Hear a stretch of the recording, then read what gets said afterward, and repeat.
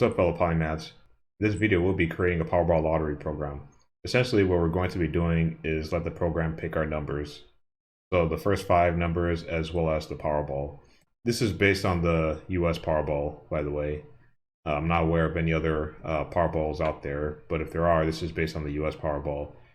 So the Powerball is basically where the first 5 numbers is from 1 to 69, inclusive, and the Powerball and the actual Powerball itself is from 1 to 26, inclusive.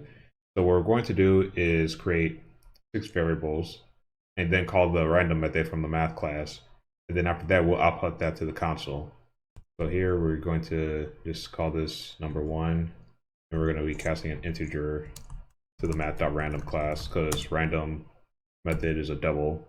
And then after that, we're going to multiply 69 and put this in parentheses. And then we're going to add 1 because random starts from 0 and we want to be starting from 1.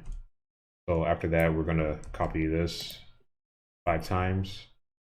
All right, so now we have our 5 numbers. We're going to be getting our Powerball number as well. We call this Powerball number. Then this will be 26 because the Powerball is from 1 to 26. All right, now that we have that, we're going to have our output. And then we're going to be separating it by spaces.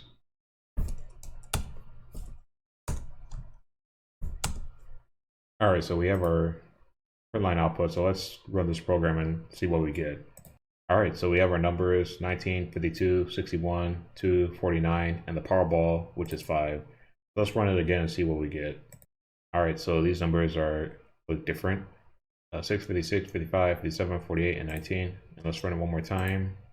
All right, let's run it again. Okay, so we're getting different numbers, so it's random enough. Probably not 100% random, but I think for simplicity's sake, it gets the job done.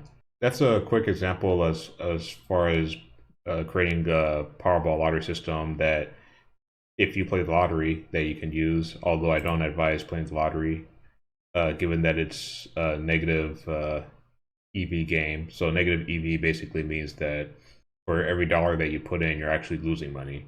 But again, it's up to you, of course, if you're old enough. Anyways, that's pretty much it. If this video was any value to you, then please leave a like, comment, share, and subscribe. Thanks for watching, and I'll see you later.